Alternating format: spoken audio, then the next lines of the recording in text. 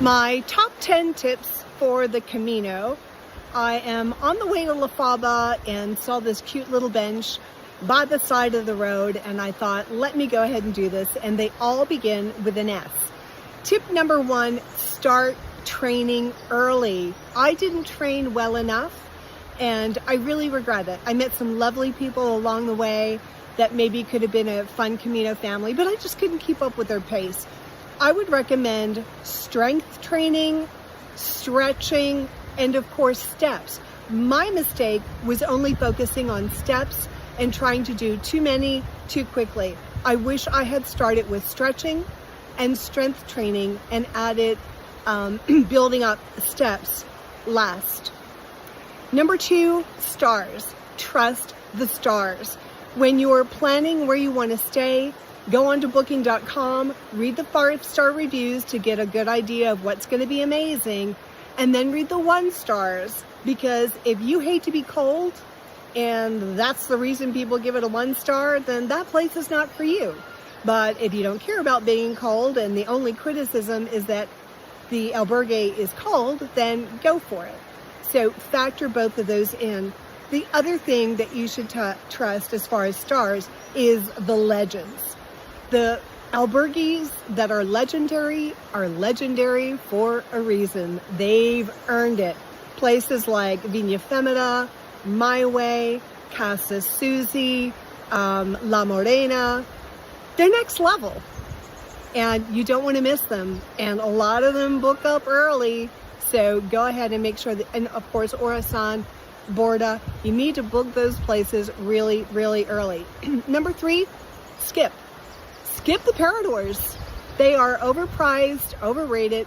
I paid $300 for a room at one of the Paradors and was given absolutely mediocre service from start to finish.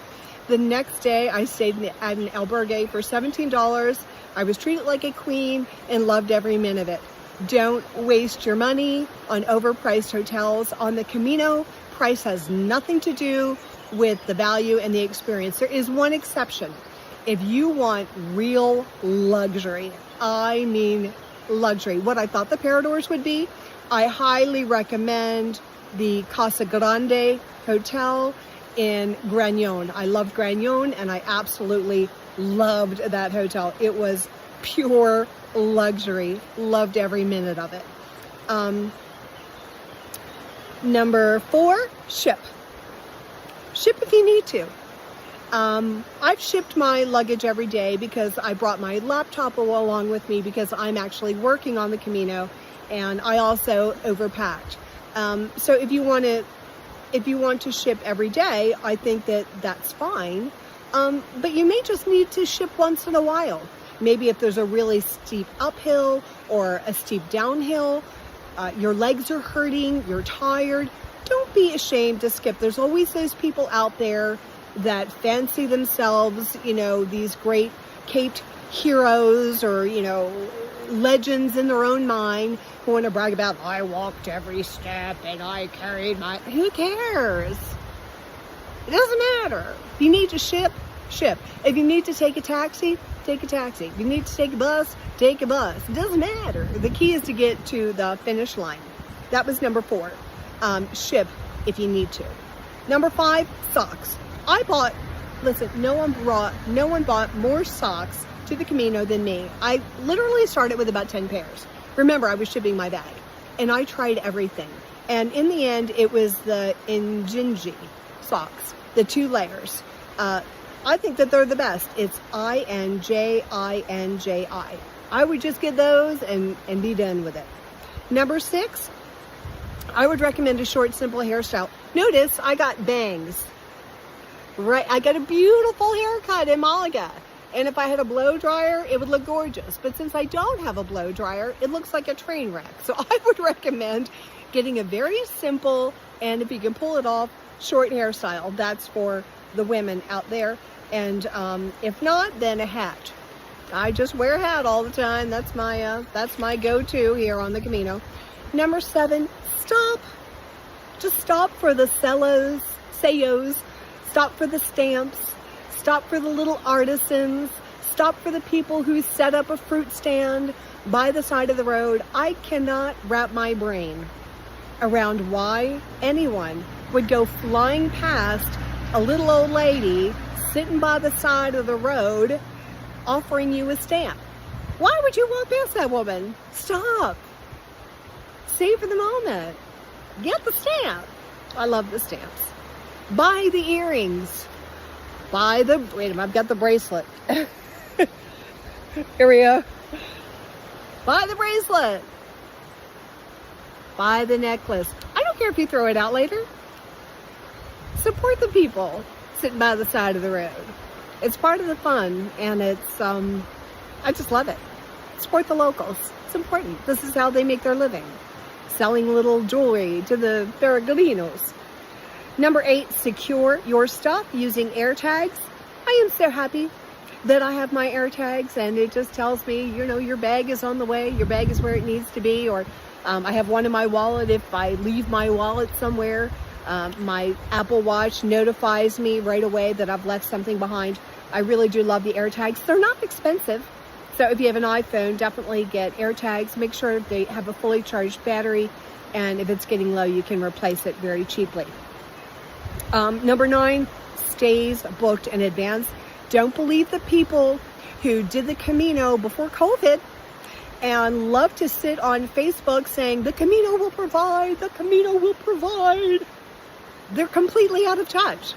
5 million people hiked the Camino last year, some portion of it, and they think it's quadrupled. There are millions of people.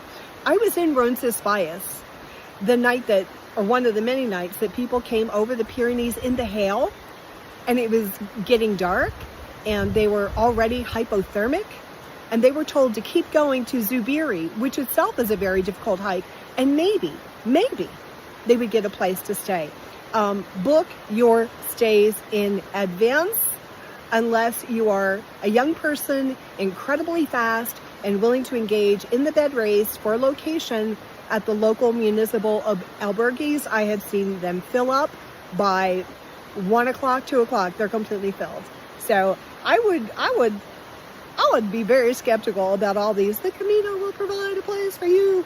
I've seen completo on more albergues than I can name. So number 10, and this is my number 1 best piece of advice for you.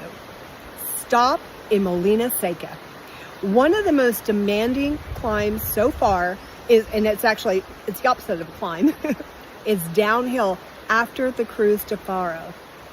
And it's the opposite of people have that adrenaline. They're going, they're just starting and they're going over the Pyrenees and down into Roncesvalles and they're running on adrenaline.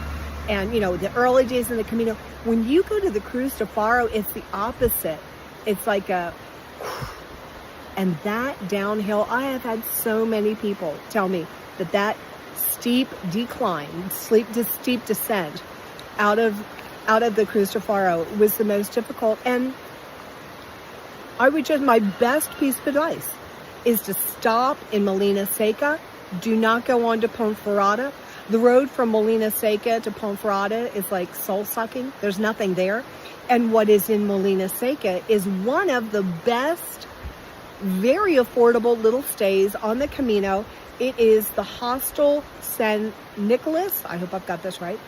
And it's just absolutely darling. It's run by a Brazilian. He makes you this incredible Brazilian feijoada meal. It's one of the best breakfasts on the entire Camino.